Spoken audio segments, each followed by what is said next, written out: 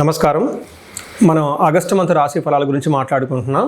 ఇందులో ఒక్కొక్క రాశి కంటే 12 రాశుల వారికి ఈ ఆగస్టు మంత్లో ఎలా ఉంది ఏంటి అని తెలుసుకోబోయే ముందుగా ఈ ఆగస్టు మంత్ యొక్క విశిష్టత, అందులో ఉన్న పండగలు, పర్వదినాలు, విశేషాలు ఏంటో తెలుసుకున్నాము.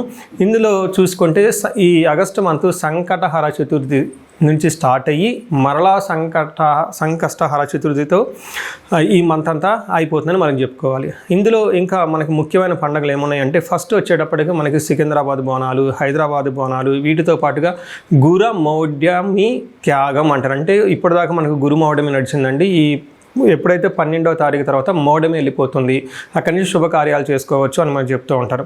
వీటితో పాటుగా మనకి నాగపంచమి అని చాలామంది ఎక్కువగా చేస్తూ ఉంటారు. ఎవరైతే కాలసర్పదోషాలు, నాగ అన్న పేరు పెట్టుకున్న, మానస అన్న పేర్లు పెట్టుకున్న వాళ్ళంతా కూడాను ఈ యొక్క పిల్లలు కావాలనుకునే వాళ్ళు ముఖ్యంగా చాలా ఇంపార్టెంట్ నాగపంచమి అందరూ సెలబ్రేట్ చేసుకోవాలి. ఆ తర్వాత మనకు వచ్చేది వరమహాలక్ష్మి వ్రతం మనం చేసుకుంటాం. అందరం చాలా కళ్ళ పండుగ శోభాయమానంగా, అది 21వ తారీఖు ఉంటుంది. తర్వాత మనకి జంధ్యాల పౌర్ణమి, దీనిని రాఖీ పౌర్ణమి లేదంటే గాయత్రి యొక్క మనకి గాయత్రి మాత పుట్టినరోజు అని మనం సెలబ్రేట్ చేసుకుంటూ ఉంటాం అనమాట. ఈ ప్రకారంగా అనేక రకమైన శుభకార్యాలు, తర్వాత శ్రావణ మాసం కూడా మనకు స్టార్ట్ అవుతుంది. ఇవన్నీ ఉన్నాయి కాబట్టి ఎన్నో పండగలు, విశేషాలు, పర్వదినాలు కలిగిన ఈ యొక్క ఆగస్టు మంత్లో అందరికీ అష్టైశ్వర్యాలు కలగాలని, భోగభాగ్యాలు కలగాలని, చక్కగా ఉండాలని చెప్పేసి కోరుకుంటూ ఒక్కొక్క రాశి వాళ్ళకి ఎలా ఉందో మనం చూద్దాం. ఇందులో మనకి జ్యోతిష శాస్త్రం ప్రకారం కనుక గమనించుకుంటే ఈ ఆగస్టు మంత్లో ఇందాక చెప్పుకున్న విశేషాలతో పాటుగా 4 గ్రహాలు కూడా మారుతూ ఉన్నాయండి. ఈ గ్రహాలు మారే గ్రహాలు చూసుకుంటే ఫస్ట్ శుక్రుడు ఆగస్టు 1నే మారుతూ ఉన్నారు, సెకండ్న కుజుడు మారుతూ ఉన్నాడు, బుధుడు 5వ తారీఖు మారుతూ ఉన్నారు, సూర్యుడు వచ్చేటప్పటికి 17వ తారీఖు మారుతూ ఉన్నారన్నమాట. ఇలా 4 గ్రహాలు ఈ ఆగస్టు మాసంలో మారటంతో 12 రాశుల వారికి ఎలా ఉంది ఏంటి అనేది మనం చూద్దాం. ఆగస్టు మంత్ 2026వ సంవత్సరంలో వృశ్చిక రాశి వారికి కనుక మనం చూసుకుంటే ఓవరాల్గా చాలా బాగుందని మనం చెప్పుకోవచ్చు. దాదాపు ఒక 70 to 80% చాలా అనుకూలంగా ఉందని చెప్పుకోవాలి. ఇందులో డీటెయిల్స్ తెలుసుకునే పోయే ముందు మనం ఇందులో ఉన్న నక్షత్రాలు చూసుకుంటే విశాఖ 4వ పాదం, అనురాధ 1, 2, 3, 4 పాదాలు, జ్యేష్ఠ 1, 2, 3, 4 పాదాలంతా ఇందులో ఉంటారని గమనించుకోవాలి.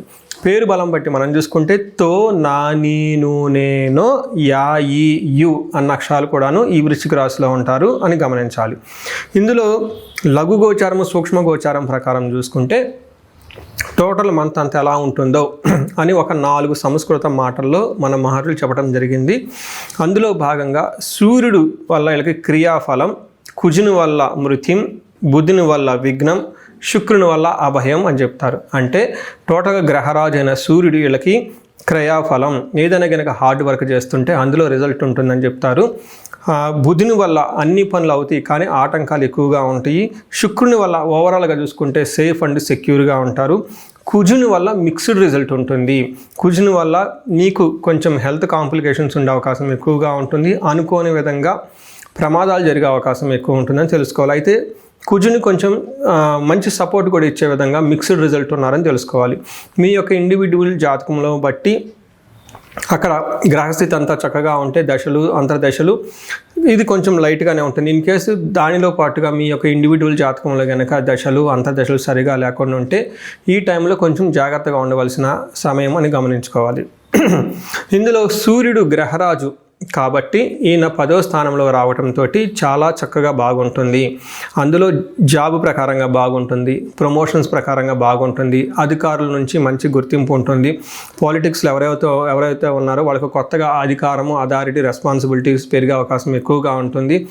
ఓవరాల్గా చూసుకుంటే హెల్త్ బాగలేని వాళ్ళకి హెల్త్ బాగుంటుంది. ఇప్పటిదాకా జాబులు ఎవరైతే లేదో ఈ టైంలో జాబులు వచ్చే అవకాశం ఉంటుంది, ప్రమోషన్స్ వచ్చే అవకాశం ఎక్కువగా ఉంటుందని గమనించాలి.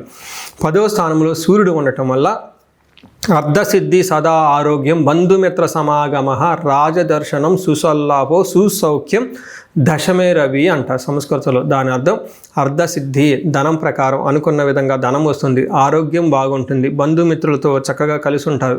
నెక్స్ట్ రాజదర్శనం అంటే ఫైర్ అఫీషియల్ని కలుస్తూ ఉంటారు. సుసల్లాఫో మంచి హెల్తీ డిస్కషన్స్ నడుస్తూ ఉంటుంది. సుసౌఖ్యం చాలా కంఫర్టబుల్గా ఉంటారని మీరు గమనించాలి. అయితే ఇంటికి సంబంధించిన వ్యవహారాల్లో కొంచెం జాగ్రత్తగా ఉండటం ఎంతైనా అవసరం. చూశారు కదండి, సూర్యుడు చక్కగా మంచి సపోర్ట్ ఇస్తున్నారు. లైఫ్లో ఒక నెక్స్ట్ లెవెల్కి ఎలివేషన్ అయితే వెళ్ళిపోతారని గమనించాలి.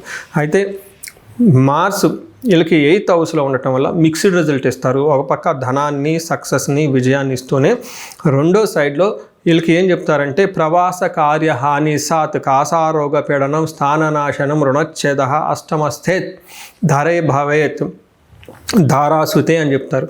దాని అర్థం ఏంటంటే ప్రవాస అంటే ఉన్న ప్లేస్ నుంచి అవుట్ స్టేషన్ కలిపి అక్కడ ఉండే అవకాశం ఎక్కువగా ఉంటుంది. ఏదైనా పని చేస్తే అందులో హాని రిజల్ట్ రాకపోయే అవకాశం ఎక్కువగా ఉంటుంది.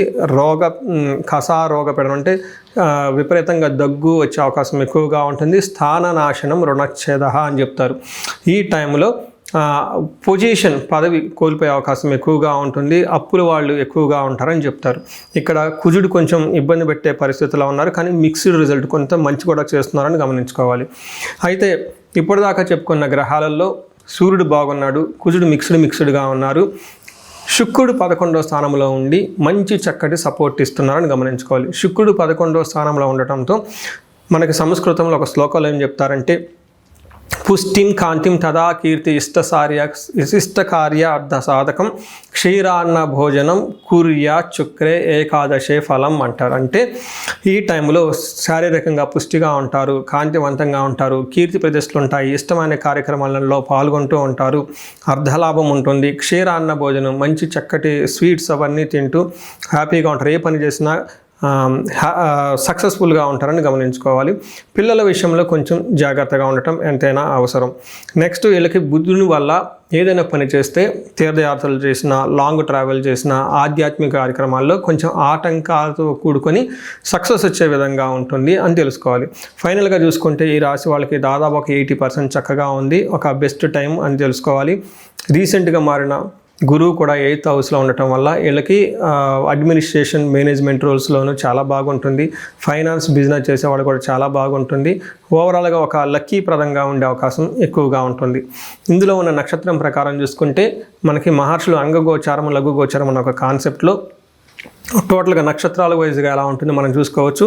ఇందులో భాగంగా విశాఖ, అనురాధ, జ్యేష్ఠ నక్షత్రాలు ఉంటుంది. ఇందులో విశాఖ నక్షత్రం వారికి చూస్తే లాభప్రదంగా ఉంటుంది, క్షేమంగా ఉంటారు. అయితే నెగటివ్ సైడ్లో చూసుకుంటే పరవాసము, కొన్ని రోజులు అవుట్ స్టేషన్లో ఉండే అవకాశం ఎక్కువగా ఉంటుంది.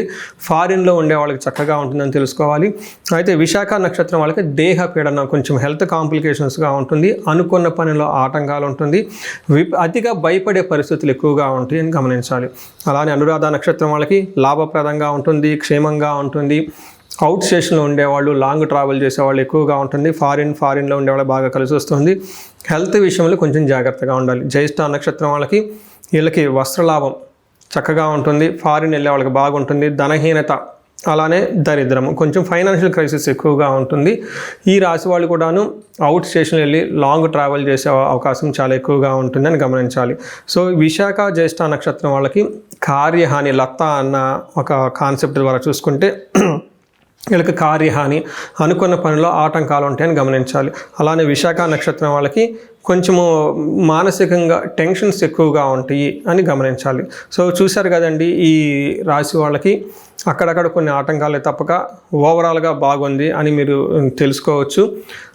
ఈ రాశి వాళ్ళకి పరిహారాలు మనం భాగంగా చూసుకుంటే కుజుని వల్ల కొంచెం ఎక్కువగా ప్రాబ్లమాటిక్గా ఉంది కాబట్టి కుజునికి సంబంధించి హనుమాన్ చాలీసా చదువుకోవటము, లేదా సుబ్రహ్మణ్యేశ్వర స్వామి భుజంగ స్తోత్రం చదువుకోవటము, ఇంకా ఈజీగా అనుకుంటే మీకు దగ్గరలో ఉన్న నాగపడగలు లేదా నాగుల కట్ట అంటారు, అక్కడ ఉన్న మూర్తులకి చక్కగా ఒక మీ స్వహస్తాలతో ఒక్కసారి అభిషేకం చేసి చిన్న పూజలాగా చేయగలిగితే, కొంచెం టైం అక్కడ స్పెండ్ చేస్తే ఈ దోషం అంతా పోయే అవకాశం ఎక్కువగా ఉంటుంది. కందులు 1 కేజీ దానం చేసినా కానీ చక్కగా ఉంటుంది. ఇవి కాకుండా మీ ఇండివిడ్యువల్ లైఫ్లో ఇంకా వేరే ఏదైనా కనుక సమస్యలు ఉన్నా ఈ క్రింది కనిపిస్తున్న నెంబర్ ద్వారా మీరు నన్ను కనెక్ట్ అవ్వచ్చు. మీకు అష్టైశ్వర్యాలు కలగాలని, భోగభాగ్యాలు కలగాలని, అంతా చక్కగా ఉండాలని చెప్పేసి కోరుకుంటున్నాను. చూశారు కదండి, ఈ రాశి వాళ్ళు ఇప్పటివరకు ఎలా ఉందో గమనించారు. అయితే ఇప్పటిదాకా నేను చెప్పుకున్న దాన్ని గోచార ఫలితాలు అంటారు. ఇది మీకు ఒక 30 to 35, 40% మాత్రమే అప్లై అవుతుంది. ఇండివిడ్యువల్గా మీ యొక్క జాతకాన్ని చూపించుకుంటే దాంట్లో మిగతా 50-60% మనకి ఎలా ఉంటుందో తెలుస్తుంది. టోటల్గా మీ యొక్క ఇండివిడ్యువల్ జాతకాన్ని చూడటం ప్లస్ ఇది 2 కలుపుకుంటే కరెక్ట్గా, యాక్యురేట్గా ప్రిడిక్షన్ వస్తుంది. సో ఎవరికైనా కనుక మీకు ఏదైనా కనుక ఇప్పటిదాకా చెప్పుకున్న దానికి మనకి డిఫరెంట్గా ఉంది, ప్రాబ్లంగా ఉంది, ఇబ్బందులు పడుతున్నాం అని అనుకుంటే ఒకసారి ఇండివిజువల్గా జాతకం చూపించుకోండి. ఈ జనరల్గా నేను ఒక రీసెర్చ్ చేస్తున్నాను, 40 years +or -5 అంటే ఎవరికైనా 35 to 45 ఈ ఏజ్ బ్రాకెట్లో ఉండి మీకు సక్సెస్ఫుల్గా ట్రాక్ రికార్డు ఉంది లైఫ్లో, అంటే బాగా చక్కగా చదువుకున్నారు, చక్కగా మేనేజర్ లెవెల్ ఒక పొజిషన్లో ఉన్నారు, ఈ వయసులో అగైన్ అరౌండ్ 40, 45, 50 ఇలా ఈ ఏజ్లో కనుక ఉండి మీకు సడన్గా లైఫ్లో గ్యాప్ వచ్చిందంటే, అంటే ఒకవేళ జాబ్ పోయినా అన్ఎక్స్పెక్టెడ్గా, లేదంటే బిజినెస్లో విపరీతమైన లాసులు వచ్చినా, లేదంటే వేరే కారణాల వల్ల లైఫ్లో మీరు ఆగిపోయినట్లు కనుక ఫీలింగ్ వస్తే ఇండివిజువల్గా మీ జాతకం చూపించుకోవడం చాలా ఇంపార్టెంట్.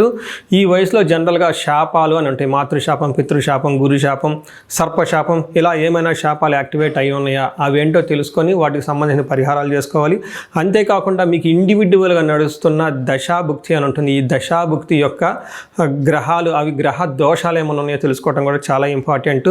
సో ఈ ఏజ్ బ్రాకెట్లో ఎవరైతే ఉన్నారో 40 +or-5 years కెరియర్లో స్లో అనుకున్న వాళ్ళు ఇండివిజువల్ జాతకం చూపించుకొని ఇలా టోటల్ హారోస్కోప్ని స్కాన్ చేయించుకొని అందులో శాపాలు ఏమైనా ఉన్నాయా, గ్రహ దోషాలు ఏమైనా ఉన్నాయా, అవి సంబంధించిన బ్లాకేజెస్ ఉంటే అవి పరిహారాలు చేసుకోవటం వల్ల తొలగించుకుంటే లైఫ్ అనేది చాలా స్మూత్గా ముందుకెళ్తుందని మీరు తెలుసుకోవాలి. సో ఇంకా కొంతమందికి ఏమైనా కనుక సమస్యలు ఉంటే సమస్యకు సంబంధించి కూడా పరిష్కారాలు మనం చూసుకోవచ్చు. ఎవరికైతే ధనానికి బాగా ఇబ్బంది పడిపోతున్నారో స్వర్ణలక్ష్మి విశేష హోమం చేయించుకోవటం, కుబేర పాశుపతం చేయించుకోవటం చాలా ఇంపార్టెంట్.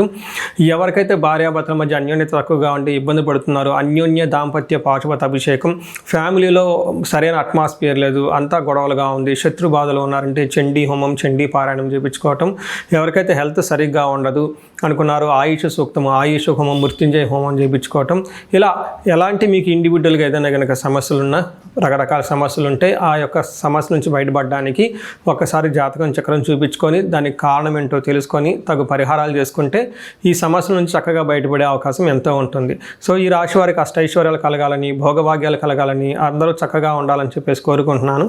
నమస్కారం.